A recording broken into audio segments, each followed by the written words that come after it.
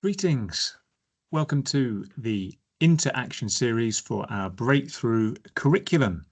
My name is James Busey. I'm delighted to be your host for this session, but hopefully not all these sessions. The purpose of today's session is pretty straightforward. We want to just get you started with the new curriculum, a general introduction to everything you need to know at the start of this new school year as we embark on the implementation of our breakthrough curriculum. The aims for this session are to provide an overview for you to support you as practitioners to use the new curriculum frameworks in practice. We'll look at the structure of the curriculum frameworks. We'll think about how to plan for learning, and there'll be at the end some top tips for your teaching, things that you can go away and start doing tomorrow or once your learners are back with you. The way these sessions are going to work, these hybrid sessions, now we need to recognize that geography is a challenge. Ideally, learning takes place in person in front of you. That we know that kind of interaction is ideal, but we can't be everywhere all the time. So we've got this hybrid approach. And the way that it works is you've got this recorded video, but there'll be an in-person facilitator as well, probably a head teacher or someone else who's appointed as the facilitator. So there's going to be some core input, and then there'll be some questions that are posed and an opportunity to discuss and share. There'll be some form of follow-up activity, and all of that will be brought together with a bit of a summary and next steps to bring to clarify some new understanding. So we appreciate your thoughts on, and there'll be an opportunity at the end to feedback on these sessions and how successful they've been. So let's get started. We're talking about a new curriculum, and it's really exciting that we as an authority are now saying this is what we want for our children and young people. We want the very best for every young person. No more postcode lottery. Every teacher has the tools in their hands to deliver the very best for every young person. We need to remember that any such change and any changes in curriculum or practice is only ever about improving the outcomes for our young people. So we've got to remember and put them front and center. We've got to say that it's about the outcomes for our children as a priority and try to avoid getting bogged down in paperwork and documentation. Documentation is a tool. Quality teaching is about meeting the needs of learners. So use the framework and the tools to support you as you meet the needs of the children and young people that are in your classes. We've also got to remember that our curriculum is about the totality of everything that children and young people enjoy and experience in school. It isn't just about the subjects. Now, we are at this moment in time thinking about individual subjects, and there's a reason for that. We need to be able to build on the foundation of really rich learning, particularly in literacy, numeracy, health and well-being, and then we can grow and broaden from that. But the end goal is to have an SBC Way curriculum whereby that totality of the curriculum is realized. There is a rich curriculum, it's an exciting curriculum, and we're confident that every learner is fulfilling their absolute potential. So the overarching outcome of successful learners, confident individuals, effective contributors, and responsible citizens remains the goal as we just go right down to the granular level and make sure that we're getting that core quality content right. So it's important to have that end goal in mind. That's the prize, and we're going to do that by working together on our new approaches. It's also important to remember at this moment in time that we're actually dealing with a cycle. Learning, teaching, and assessment is multifaceted. And our curriculum, the what we're teaching, is just part of that cycle. And as you can see from the Education Scotland image there, that the what and the how and the assessment is all just links and flows with the young person sitting front and central. So the job of a teacher is a mix of, yes, the art and the science with learners at the heart. And what we're aiming to do with our new curriculum frameworks is to support you as schools and as practitioners to use every part and fulfill every part of this cycle. It's also important to remember today that our curriculum and the framework is about you teaching. So what we're saying is, here's the content, and we're also saying here are some really good ways to teach it. But ultimately, you as a teacher, we want you to be delivering that pedagogy with our learning, teaching and assessment principles in mind. And the frameworks have these ideas woven into them.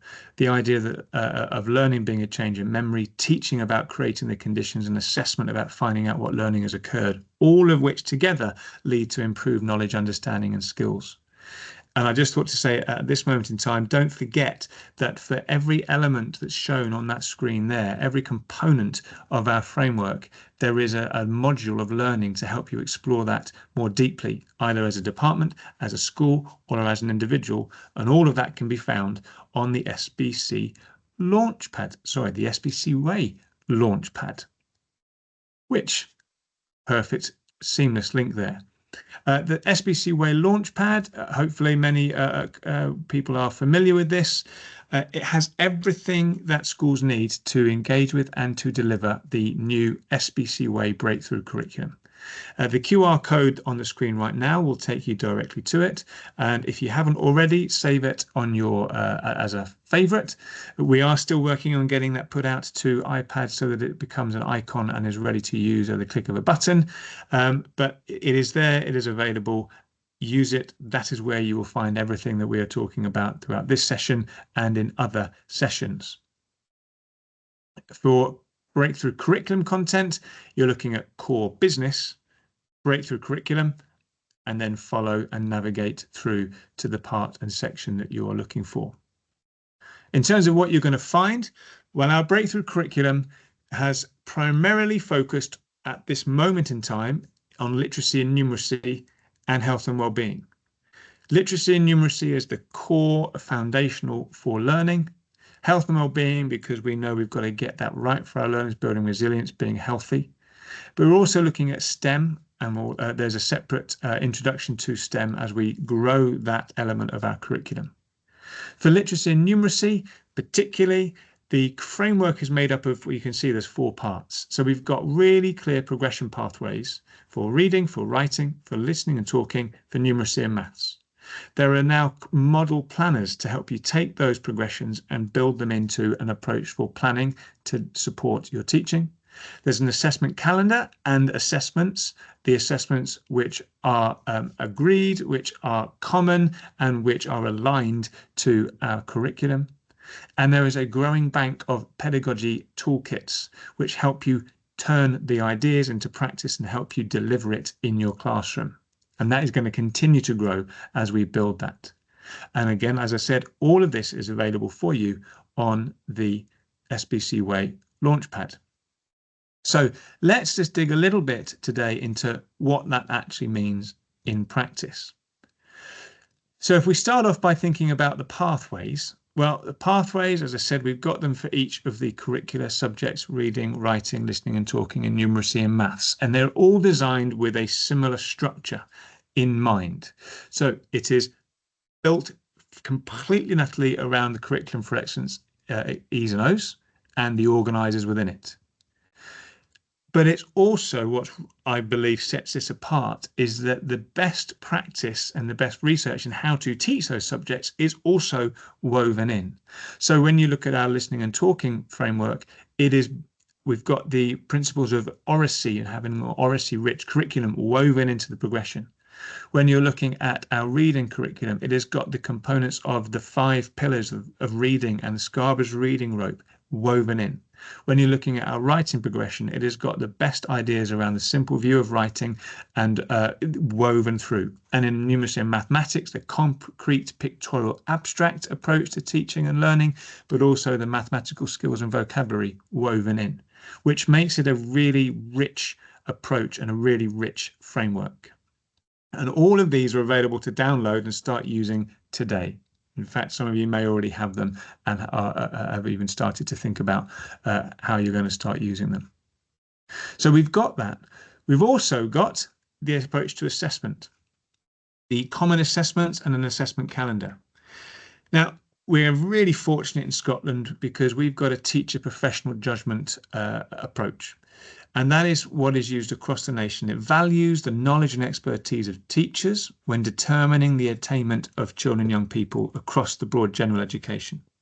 But it's problematic because human judgments are, by their very nature, judgments. They're subjective, they're not absolute. Now, this is really great, but it does pose some problems. What we've done then is to support this teacher professional judgment. Our new frameworks include a suite of common, which is to be used by all of us, aligned to our curriculum, and regular, used at intervals assessments, which will give you confidence in your judgment. When you're asked, is my pupil on track or not, you can say, yes, they are because, or no, they're not because. All the evidence from the classroom is part of that. These assessments help you build your confidence in that decision. In terms of the assessments that we've got and the approach that we're taking, for literacy and numeracy, what you can see on the screen here, there is an approach whereby we are thinking for listening and talking, we're going to have a regular assessment around presentational skills and exploratory talk. Presentational talk and exploratory talk. For reading, we need to be thinking about decoding, fluency, comprehension. For writing, word level, sentence level, text level. For numeracy and maths, you've got your ongoing year group assessments, but also some diagnostic tools to dig deeper. All of these are available on the SPC Way Launchpad under each of the curriculum frameworks. So these will help build that picture and build our confidence in the learning progress of our children and young people. Now, the other part of it, so we've got the pathways, we've then got the assessments, we've also got the pedagogy toolkits, which you'll be able to find, and we've got the planning. Now, planning is so key, and we need to make sure that we are really clear in what that end goal is. Now, the progression set out what the end goal is. It also sets out what that looks like step by step. But that tells you what our children need to learn. Our job as teachers is then to build that into a term, into a year, into a week. We think about long-term, medium-term, and short-term planning. So we've created an SPC Way planning guidance document to support the thinking and to support the process. What I will say is that the guidance document contains a number of performers for a year's long plan, a termly plan, and if appropriate, a short-term weekly plan. The planning is best done collaboratively, so always look for opportunities to work with colleagues when looking at the implementing and planning for the curriculum framework. So what I'm going to do now very briefly is just segue into an overview of how the planning documentation works and how you can be using it in your school to firstly think about the planning, the learning journey of your children and young people, evidencing that learning journey and being confident that the right things are happening at the right time, both in terms of teaching and in terms of assessment. Starting off with just a pointer, there are hyperlinks within the document that help you jump from different sections. So you're not having to scroll through the whole document. You can jump by clicking on the blue hyperlinks. We start off by just exploring the fact that actually the learning process is about the totality of the curriculum, not just the subjects. So we're going to start by looking at that for context, and then we dig into the different subjects themselves. So when we look at a year plan, and the top of this document is about a year plan, we've divided into 5 blocks. That's nominally what we use. So mapping out your time over 5 blocks, starting with the first context, which is interdisciplinary learning. Easy for you to say. What are those core focuses going to be over the year? Then think about ethos and life of the school. For your class, what are the events, festivals, unique experiences that your class need to be included in, involved in, and you need to map out. Then think about the opportunities for personal achievement, whether that be some kind of road safety competition. It might be that you've got a cluster sports competition that your class is involved in. It might be P5 Countryside Day, for example. And then at the bottom, anything else that just you need to be thinking about at the start of the year and mapping out so that you make sure it happens, giving that broad and rich entitlement to your learners. If we talk about health and well-being, so a bit of guidance, and you'll get guidance sections throughout this document, a bit of guidance to provide advice on what to do, and then a blank pro forma that you can be filling out. Well-being is about the indicators. It's also about the 6 organizers, and not just building resilience or growing in confidence or skipper, whatever it's known as in your school. That is a core resource and should be happening in all of our schools, but we've also got all the organisers that need to be considered. So what we've got is a document that lets you map out that full entitlement across all the organisers with prompts of how regularly that should be happening. So if you were to take building resilience, there's a 3-year program for that. You can click in the health and wellbeing folder and everything you need to know is there. But if you're looking at PE, well, that's going to be linking in with your PE teacher and thinking about your Live Borders offers as well, but mapping it out. Food and health once a year, personal safety twice a year, planning for choice and change twice a year. You can do that at the start, welcome and settling in. You can do it at the end, transition, moving on to a new year group. RSHP twice a year, substance use education at least once a year. That's the expectation, and the document supports you to think that through, to map it out. Same for literacy and English planner. So we've gone for a literacy and English planner because literacy is holistic, but there is also granular elements of reading, writing, listening and talking. Again, the links help you jump around the different parts of the document. So some guidance. These are just prompts to help you take the progressions and the frameworks and put it into practice. Prompts. So we start off with prompts for writing around the 3 main areas of the progression, with prompts along the way. Then you've got the reading guidance with prompts along the way. Then you've got the listening and talking guidance with prompts along the way. Before you then come to the map, the blank pro forma, mapping out the year. We've gone for a genre-rich approach. Which genre are you learning to write about? Are you learning to read about? Have that as a focus. Then think about your talk types. Listening and talking is so key, and thinking about that's happening across your literacy. And then for shared texts, think about what you're engaging with your learners, whether that be a novel, whether that be multiple books, but plan it out, map it out at the start. Then we go into the explicit teaching, starting off with for writing. So what is it at word level, sentence level, paragraph level, or text level that you're looking at? We go into more detail of this if you're exploring writing or if you're looking at reading.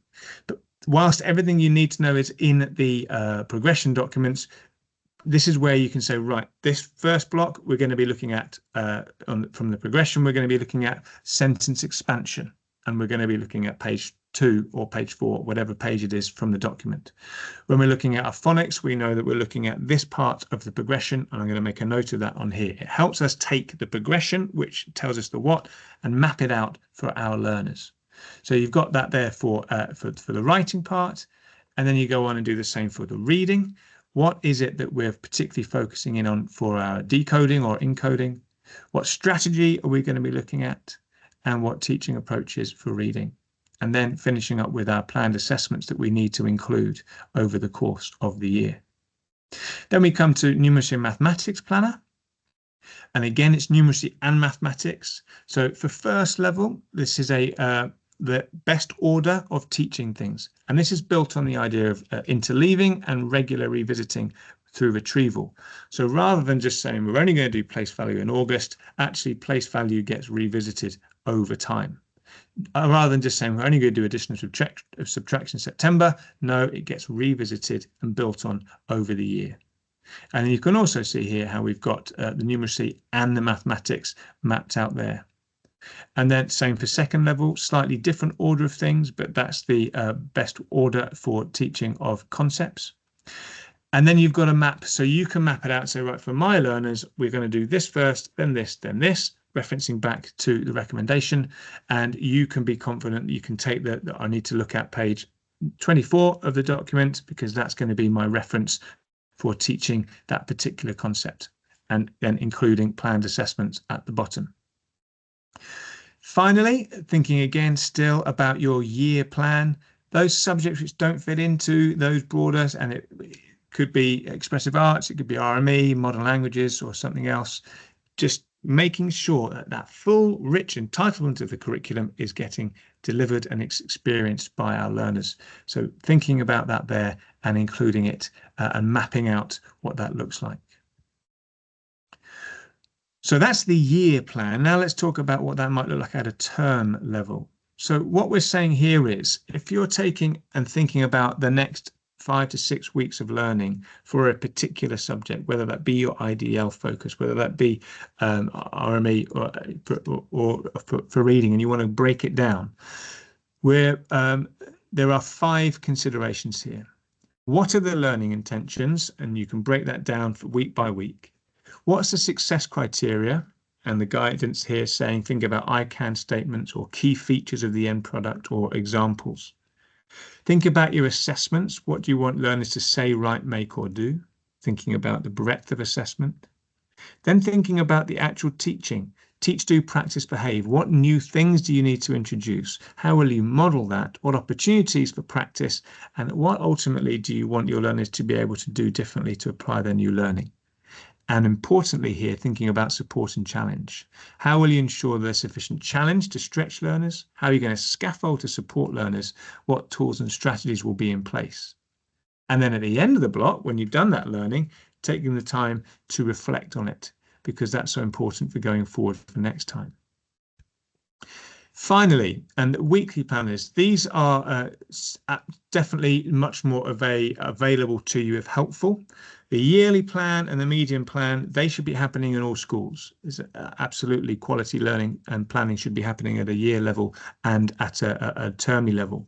In terms of that more granular short-term model, this is to support your thinking about how to build literacy in English over a week, not just over a block. What might your week look like? So we've got here some prompts. Now, just wanted to point out these prompt questions in grey. Those are just prompt questions that go across. So all of those questions relate to genre. It's not that this is the only question that relates to Monday and that's the only question that relates to Tuesday. All of these relate to genre. All of these relate to paragraph. All of these relate to sentences. So I hope that makes sense. You're looking to just use those prompt questions to think through, what does this total week of literacy look like? Remembering that actually there is lots of cross-curricular learning. You're not looking to provide something every day in every box. You're looking to ensure there's a rich, balanced diet across the week. And the same is so for numeracy. If you're wanting to think through, how do I make sure that I'm teaching in the best way? Here's a structure. What does my starter look like? Thinking about low floor, high ceiling tasks, keeping that focus on counting. What input am I doing? What are my groups going to be following up with? And what assessments do I need to be keeping an eye on over the course of the week? Okay, so that ends the overview of the planning. Let's move on to the next part of this Into Action session. To support the day-to-day planning, we're very excited to announce a new and evolving AI tool. Our Inspire team have used their digital whiz and have created this, at the moment, the SBC Way writing tool, but it's going to grow and evolve to be cover all subjects.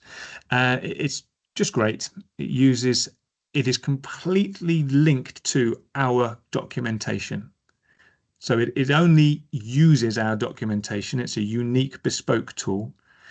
And so when I ask for it to give me a lesson plan, as you can see on the screen here, about openers for P5, linked to our IDL focus of the Romans, it's going to give me a lesson plan based on our progressions, based on our teaching guidance, based on everything that we are recommending that we can use as a starting point to think about a lesson.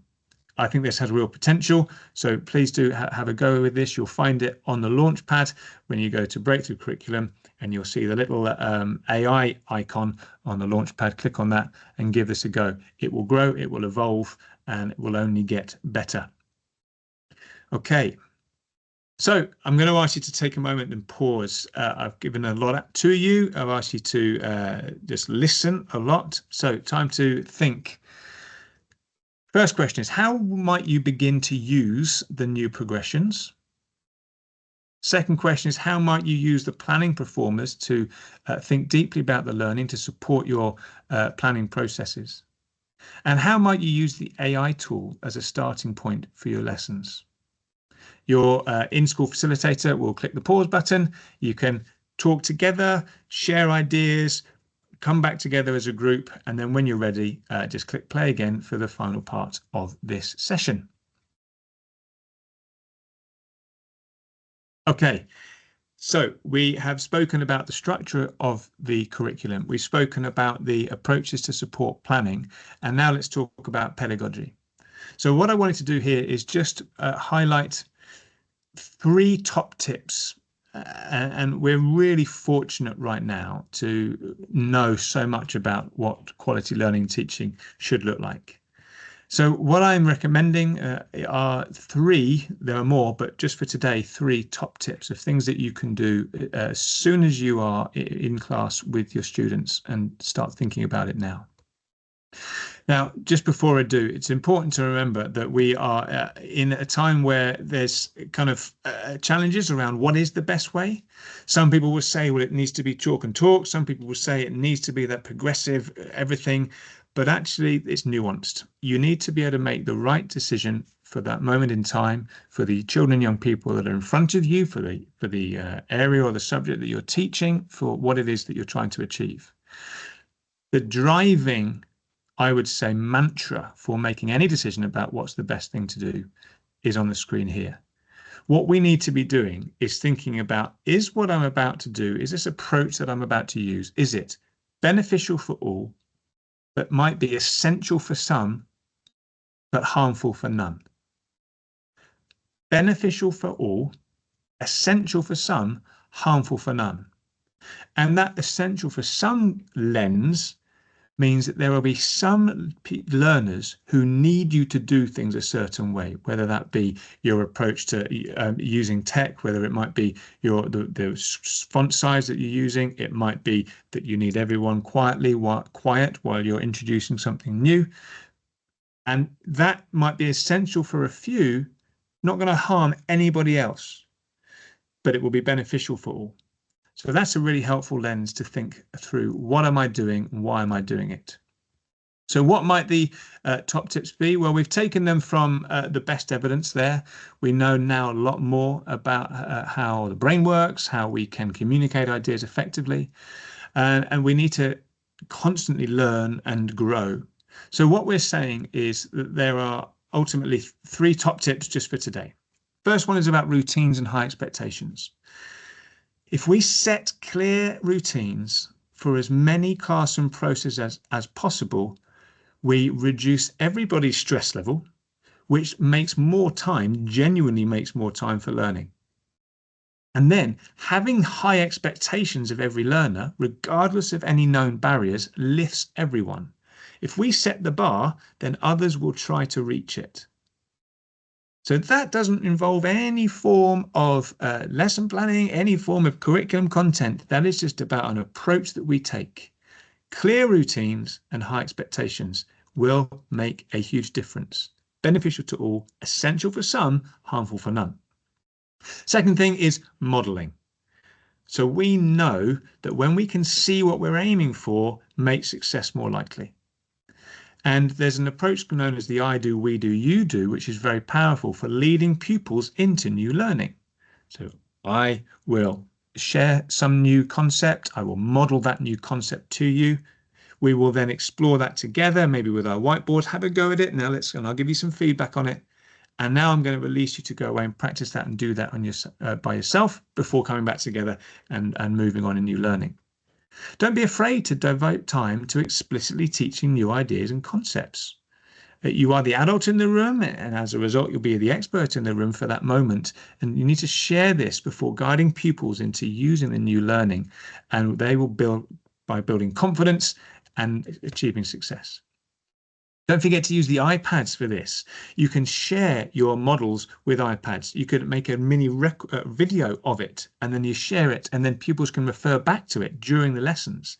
Use tech at any time to enhance what's happening in the classroom. And then your third top tip is about removing known barriers. if we go back to that beneficial for all, essential for some, but harmful for none, a genuinely inclusive classroom does that. Everything that happens in a genuinely inclusive classroom is beneficial for all, essential for some, harmful for none. So that might be around the type of font that you use on the screen, or the color of your background on your screen. It could be the way your use of voice. It could be, if you're EAL, you might have different languages displayed in your classroom. But you've also got the power of the iPads here. And they have the power to genuinely open up learning to many pupils, whether it be by setting screen color for scartopic sensitivity, or font size for visually impaired, or screen reader for struggling readers, or speech to text for reluctant writers. The iPads can make learning more inclusive. So there are so many tops, but for me, these are the top things that you can go and start doing and will make a difference. Beneficial for all, essential for some, harmful for none. Okay, we're coming to the end. I'm going to ask you just to take a moment to think about those top tips. Which of those top tips are already working well for you? Why? Share some of your successes, the ways that you make it work. Think about routines that you know work. It might be a chance to talk with a new member of staff, or someone you haven't worked with before. And what are some of the expectations that you just have? This is the bar, and I believe that everybody can achieve it. And in terms of the other top tips, well, maybe there's one that you need to refocus on a little bit. Maybe it's something that you need to think about incorporating into your practice. What might that be? So the top tips are, the first one is about routines and high expectations. Second one is about modeling. And the third one is about removing barriers. Pause the video, discuss, and then click play when you're ready to move on. Right, so what are you going to do now? You've listened very patiently, you've engaged, you've thought, you've discussed. We're trying to get you thinking about what to do next. Well, in essence, there's three things. The first thing is going to be to access. Explore and download the framework materials, and your head teacher will guide you through the process of that. There's a map here, there's a strategy here, but that's what you need to do first, is just to explore it. Plan. Get the planning prompts. Map out the coming term. Map out the year. How are you going to make the year work? And then do it. Use some of the top tips to incorporate into your lessons ready for when learners are back with you on Wednesday. What are you going to do straight away that's going to up the quality of the learning experience in your classroom? So thank you, and let's bring it all to a close. So we've been looking at the new curriculum frameworks, we talked about the structure, we talked about the planning, the top tips.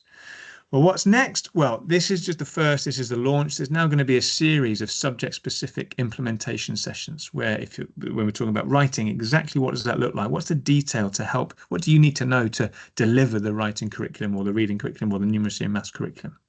And there's going to be opportunities across the school and across your cluster to moderate the whole process. Moderation being the process of learning, teaching and assessment, not just the outcome. If we learn and work collaboratively, it's better for everybody. Before you go, please do give some feedback on this session. As I said at the start, this is a hybrid approach. We're trying to maximize the opportunity that technology provides to us. So you'll see there's a QR code. Really would appreciate, take less than 2 minutes, take 1 minute. QR code, you're looking for the session Getting Started with the New Curriculum. And then you're going to ask to give it a score out of 5. So how valuable, helpful did you find this session? And if you're able to, please do give us a comment on what worked well and what would make it even better. All that's left to say is, if you've got any questions or follow-up requests, get in touch with the CLPL team and the email address on the board. Anything to do with the professional learning offer that we're building here. Thank you so much for your time. I hope you have a very positive start to the new term. Thank you so much for being the dedicated professionals that you are, who will make a difference to our children and young people every single day. And that is what we're here for, to achieve the very best for the children and young people in our care. Thanks, everybody. Take care. Bye-bye.